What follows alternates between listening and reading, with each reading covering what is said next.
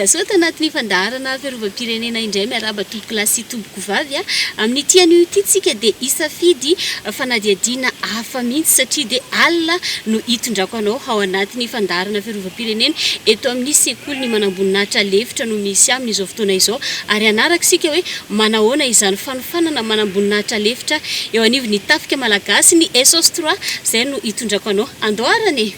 Mialohany ijerentsika ny fanofanana ireo mpianatra ao manamboninahitra lefitra SOS3 dia andeha aloha isika ho any atsimo ijery ny iraka nampanaovina ireo miaramila eo anivon'ny Tafika Malagasy.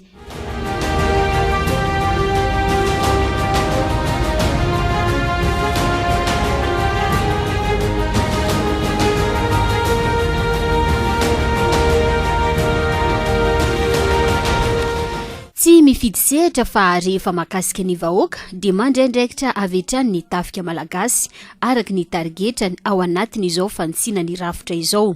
Tafika Malagasy manakaiky vahoaka. Raha ny azo tany atsimo hamonjy ireo kere ireo miaramila 700 isa mahery dia tao ireo nametra-panontaniana hoe ilainany ve ny miaramila.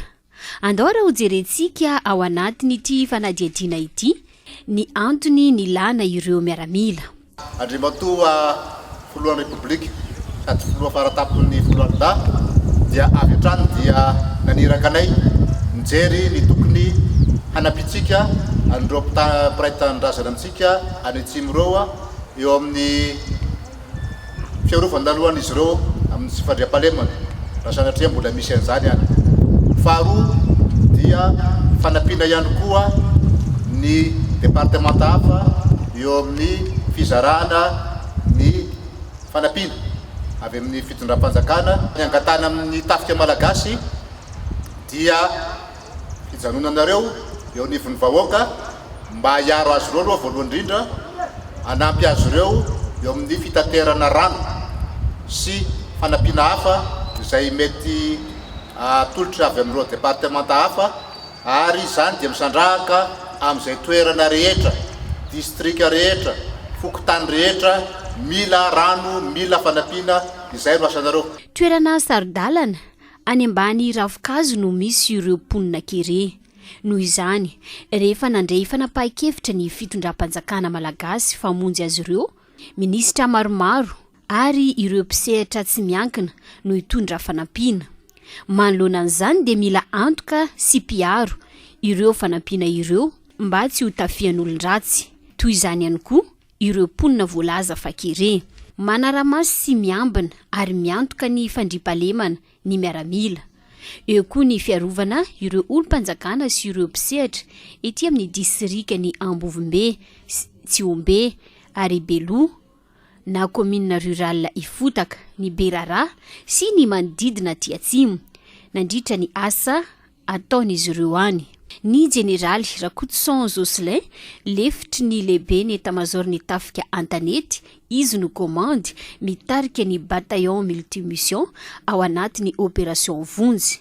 Mizara roa lehibe ny iraka nampanaovana anay ity dia ny iraka voalohany moa zany dia mikasika an'izay fanampiana ireo namana sy tapaka izay misehatra amin'ity fiadiana ny tsy fampian-tsakafo aty atsimo ity. Ny tapa amin'ny faharoa dia miaramila dia manampy koa ireo namana izay miadidy ny famonjena fahalemana aty atsimo mba ilamina izany fandrindrana ny fiadiana amin'ny tsy fampian-tsakafo aty atsimo izany. Inona ny zava-bity nandritra ny 20 andro dia tao aloha ny fijerevana an'ireo asa maika famonjena an'ireo marary izay taty anatin'ny tao amin'ny commune fito izay mandrafitra ny distrika ny Ambosary Atsimo dia nidiny fotony ireto dokotera miaramila ireto miaraka amin'ireo ekipany misécuriser koa ireo fidinany fotony ireo membra ao anatin'ny gouvernemanta ireto miaramila atao BMM reto zany hoe amin'ny teny baiko dia escorte haute personnalité na sécurité haute personnalité amin'izay toerana idina an'izay farany lavitra dia lavitra izay fanavitana anjatony mahery kilometatra ny vita tao anatin'izay andro vitsivitsy izay. Iraka ataon'izy ireo no izany ny fiambenana ireo fizarana fanampiana, fiambenana ireo vondrotoby samihafa, ametrahana ireo entana na ny magasin de stockage. Fa tsy vitan'izay ihany koa fa mirotsaka ny sehatra mihitsy mamonjy ireo mponina ny miaramila amin'ny alalan'ny fizarana rano na sakafo. Mizara roa ny bataillon multimission. Raha mikasika ny brigade multimission dia misy ao amin'ny miaramila 500 latsaka, any efadato mahery kely miaramila miparitaka aty amin'ny faritra atsimo dia ao anatin'ny faritry ny anosy sy faritry ny androy. Reo dia ahitana dokotera mpitsabo, ahitana dokotera mpanampy mpitsabo, ary ahitana miaramila manamboninahitra ambony, manamboninahitra zay mandrafitra an'izany brigade multimission zany. Rafitra ho bataillon anankiroa ny ao anatiny, premier bataillon sy ny deuxième bataillon. Ny premier bataillon moa zany dia nalefa any mitahiraka amin'ny faritra androy, ary ny deuxième bataillon no mitahiraka aty amin'ny faritra anosy mba isiny fandaminana milamina sy mirindra tsara. Mandamina sy mandrindra ny ray ho asany bataillon anankiroa zay mandrafitra ny brigade multimission reo dia misy ny atao hoe centre opérationnel zay ny foibeny amin'ny district ny Ambosary Atsimo zay eo ambany fiadidiko. Fanaovana patrouille na amin'ny andro na amin'ny alina nday manodidina ny tanàna lehibe toy ny Ambosary sy Ambovombe, manampy ireo namana ao anatin'ny FDS, force de sécurité, ny polisy sy gendarmeria mba ahafahana mandamina tanteraka, mampandy fahalemana tanteraka ny tany sy ny fanjakana. Manao ny hevasanina ihany koa ny Tafika Malagasy ety an-toerana amin'ny alalan'ireo dokotera miaramila mizaha ary mitsabo ny mponina. Efa manana traikefa amin'ny resaka tsy fanjarian-tsakafo ireo dokotera miaramila ireo, ka sady manao ny fizahana ara-pahasalamana maimaim-poana izy ireo no mitsabo. Ka atao be fotaka ohatra dia olona 20 ambizato no nandalo fizahana, Beara 430, Tsivory 300, Imanombo Antevamena 470, Anjapaly 720. Raha tambatra dia efa natratratra amin'ny 150 no nanaovana consultation. 270 no isanay ny fiandreketana ny fahasalamana sy ny fitilina ihany koa ireo aretina zay mety mifanaraka amin'io tsy fandraria sakafo io ity fotony zany. Ny fotoana nanatanterahana ny asa hatreto dia 20 andro ary nisy commune maromaro 5 no afaka sohitako nanomboka tamin'ny commune rurale Fotaka, ny commune Behara, ny commune Tevamena ary nisy koa tany amin'ny faritra Androy dia Anjapaly tamin'ny fotoana nandalovan'ireo membre ny gouvernement teto an-toerana. Ny azo lazaina dia misy ary tena hita maso ireo tsy fandraria-sakafo amin'ny mponina aty zany ary mifanaraka amin'izay olana eto an-toerana zay. Teto amin'ny fokontany andavabaza zay misy antsika amin'izao fotoana izao dia nahitana ka na ireo soratra zany mahitana an'ilay hoe tsy fandraria-sakafo na le malnutrition zay resahana aty amin'ity faritra atsimo ity enina tamin'ity tapa-maraina ity tamin'ny consultation zay nataonay. Mbola manatanteraka zany fizahana zany moa ny dokotera amin'izao tsika amin'ny teny zao. Ka hitanay dia somary nanaitra ihany satria tao anatina fianakaviana ray zao nananjanaka enina dia 5 tamin'ireo zanan'ireo no tratra an'ilay tsy fandraria-sakafo. Azo lazaina hoe tena manahirana mieritreritra azy amin'ny maha-olombelona. Ampatsiako ny zava-misy teo aloha zahay tamin'ny fandalovan'ireo ministra nandalo teto teny amin'ny commune rurale Anjapaly dia nahitanay teo amin'ny 200 olona nanao fizahana no nahitana an'ilay ka malnutrition na dia tsy ilay tena eritreretina hoe grave daholo ary izy ireo satria teo amin'ny 4% teo zany no nahitana an'ilay atao hoe malnutrition sévère fa dia misy ary iainana aty zany io tsy fandraria-sakafo io. Ampahizivina fotsiny fa ny tontolon'ny fahasalamana miaramila nandritra ny fotoana zay nandalovanay teto mandrakitsika amin'ny teny zao dia efa nanao fizahana teo amin'ny 127 tao anatin'ireo toerana rehetra nandalovanay ary nisy koa ireo vonjy maiky na le urgence na intervention d'urgence moa zany zay nataonay dia nisy marary zay nenga teto amin'ity fokotany ity noentina teny Ambosary Sud moa tamin'izay fotoana natao ny famerinanay na teto amin'ity toerana ity dia noentinay niakatra teny Ambosary Sud roa izy ireo 7 taona ny ray 7 taona ny ray samy vehivavy daholo ary mifanaraka ihany koa amin'ny tsy fanjani-tsakafo io ny fototry ny aretina mahazo azy efa salama tsara ireo amin'izantsika miteny izao. Efa manana ny traikefany manokana ary ampy fitaovana mifanaraka amin'izany ireto miaramila avy ao amin'ny bataillon multimission ireto. Raha tsy iverina kely isika toy ny famonjena ireo mponina tany Tomasina nanoloana ny coronavirus. Mbola mijanona aty an-toerana izy ireo ary tsy vesatra ho an'ny mponina aty fa efa manana ny sakafony sy izay ilainy amin'ny fanatanterahany asany ireo miaramila. Etsy andaniny dia mankasitraka ny fandraisana an-tanana atao amin'ny ireo mponina aty an-toerana. Tena misaotra bevata izay nareo izay nagniraka izay navy atoy talofa fa nagnentana tatoy. Tena milaminy mikasika anay izay anaiky izao. Tena naty ampela ay naty ajaja ay tena mandeha na ay na midina hatra Amboasary hatra befaitsy jusqu'à Bebarimo. Tena tsy misy mandrandrano le akasaoragna mikasika anay commune Behara Raly izay faritsa atsimo toy. Na mikasiky fandrapahalemagna tena milaminy fa tsy nanay izao toera ay tamin'ny andro zay. Lafa niavy ny fandrobaha reo anay atoy le tena milaminy izay anaiky izao. Na jaja na ino tsy maintsy mandeha haly mandeha atoandro tsy mana mikitiky mikasika anay commune Behara toy. Zahay faly fa ty falea ay fikarakaray nareo maramila anay zay. Ty fagnafody toa zay anako zay fa maty teny any. Rinombaky li misy romao zao ty mahafaly anay. Le fahatelo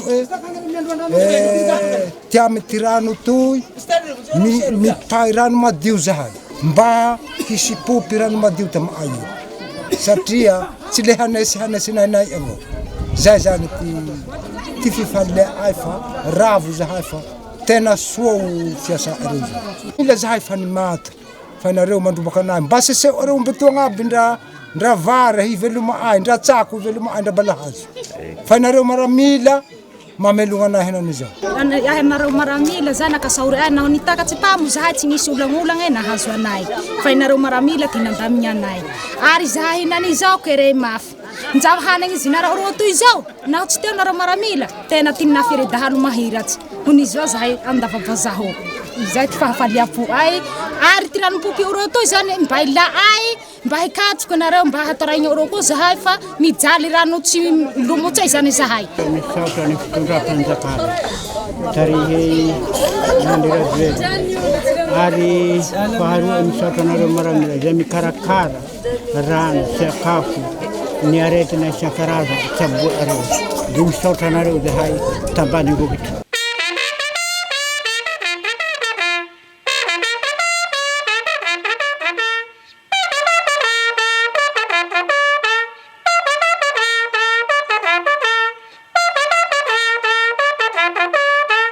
Tamin'ny alalan'ny fifaninanana no nahafahana niditra ho an'ny ESOS 3 eo anivon'ny sekoly ny manamboninahitra lefitra. Amin'ny mahandry iankina ny Tafika Malagasy ny manamboninahitra lefitra dia tsy mandeha ho azy ny fampidirana ny mpianatra eo anivon'ny sekoly.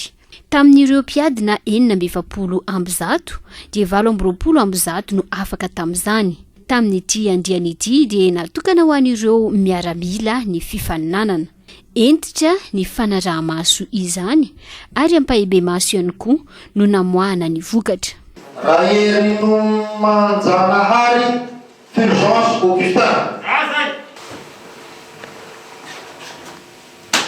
Soldats, j'ai place à la la matricule la 2998 à l'École nationale de sauvetage de l'armée.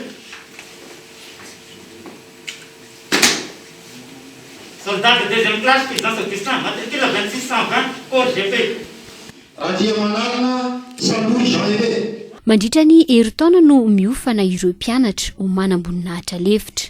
Araka ny fiovany rafitra dia mivoatra ihany koa ny kalitaony fampianarana sy ny fanofanana eto anivon'ny sekoly Ainsoa.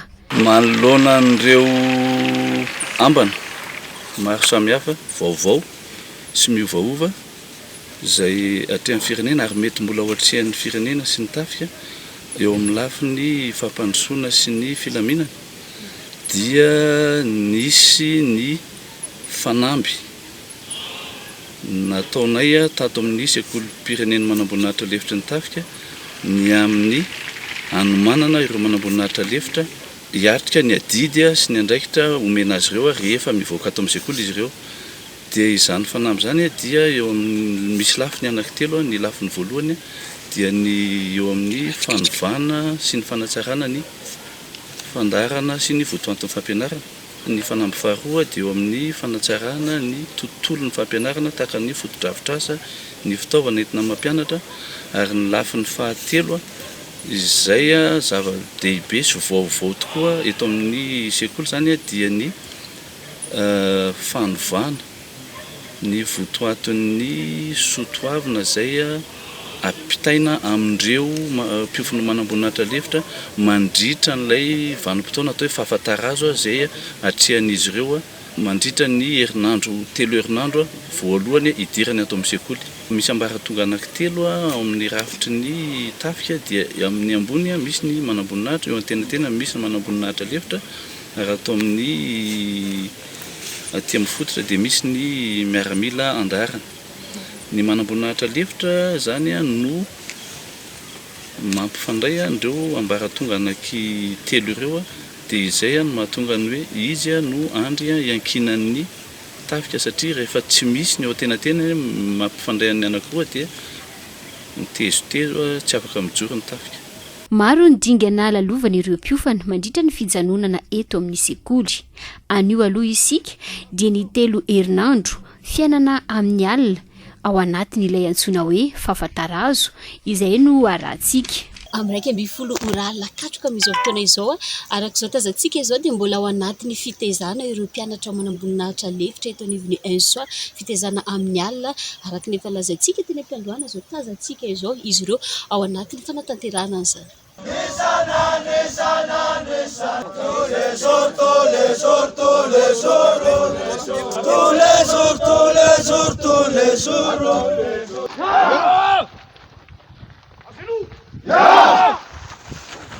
Ça se fait plus vite.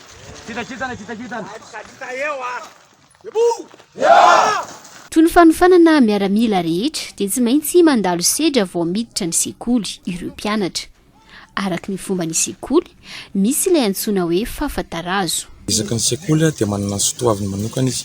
Dia manaraka izy ireo na dia efa miaramila teo aloha dia tsara ihany mamola vola azy ireo ho manamboninahitra lefitra mendrika. Arak'izay ao anatin'izay ny fahalalana na ny savoir, ny fahaiza-manao na ny savoir-faire, ny fahaiza-maina na ny savoir-être. Izay no volavolaina ao anatin'ilay fahafatarazo izay arahany. Ireo nefany dia tsy ampy raha tsy ao ny conviction, izany hoe fahavitriana miaramila, ary miaramila izay tokony ananan'izy ireo. Manarak'izay miditra eto ireo dia mbola miaramila kely zareo miditra eto fa ataon'ny soir no hanofanana azy ho manamboninahitra lefitra. Dia ao anatin'izay fanofanana azy zay zany misy ny atao hoe fahafatarazo. Io fahafatarazo io dia mandritra ny 3 herinandro. Ao anatin'izay 3 herinandro zany no mbola volanany zareo arak'ilay no lazaiko tery am-boalohany. Dia manarak'izay rehefa tonga eto ireo dia mpianady no anatsoina azy. Mpianady zany vonona hiady, vonona hiatrika. Ny zokon'izy ireo izay mitaiza azy no atao hoe tandapa. Rehefa vita izay 12 andro fiasana izay na 21 jours dia misy ny atao hoe marche du mpianady. Izany hoe eo zany no évaluena ny capacité zay azony physiquement. Dia manao marche zareo 2 andro dia miverina aty zareo dia misy ny remise de passant. Ao anatin'ireo remise de passant zany no andraisany ny statut ama mpianatra manamboninahitra lefitra anazy. Maro ary feno dia feno noho izany ny fandaharam-potoanan'ireo mpianatra amin'ny alina. Raha ny marimarina kokoa dia tsy avela atorotoro mihitsy izy ireo rehefa tonga eto amin'ny sekoly. Misy ny fotoana natokana hianaran'ireo mpianatra anaovana ny famerenana, ilay antsoina hoe étude, miaraka amin'ny fitoro io ka hatramin'ny valora sasany. Rehefa avy eo dia miomankomana amin'ny appel de retraite ireo mpianatra mba hanaovana ny fanaraha-maso azy ireo mialohan'ny atoriana. Amin'ny 7 ora alina izay appel izay.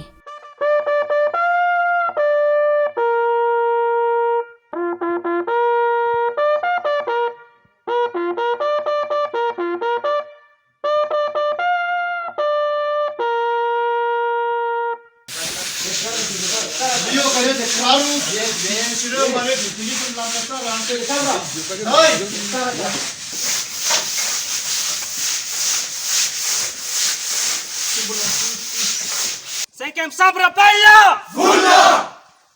Cinquième sabre, tiens, Dianat de l'armée sans matricule à l'école nationale des sous-officiers de l'armée. 7 décembre 5, rendant l'appel de retraite du 30 septembre 2020.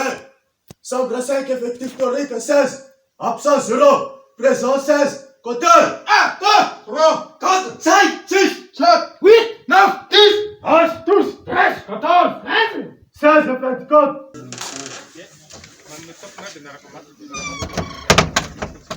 Fotoana fohy dia fohy no ampatoriana azy ireo. Raikitra indray ny fanakotabana ataon'ireo zoko pitaiza. Eo ilay antsoina hoe sortie nocturne.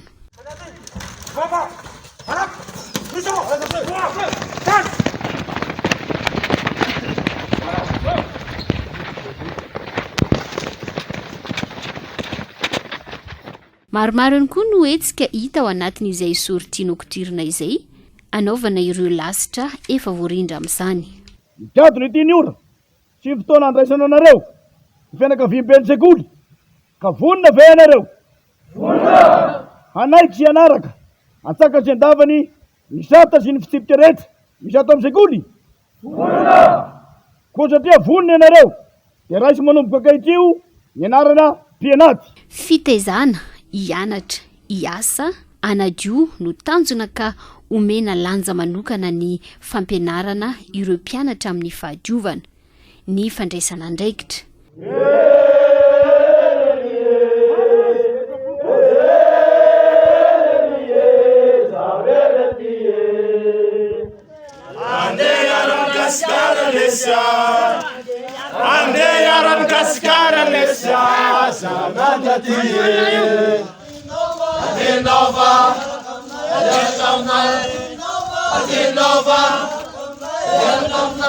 Miavaka ny credo sous-officier izay tsy maintsy ay sy ataon'ireo mpianatra ho manamboninahitra levitra mandalo eto amin'ny sekoly, izay miendrika fanekena sy voady ihany koa izy io.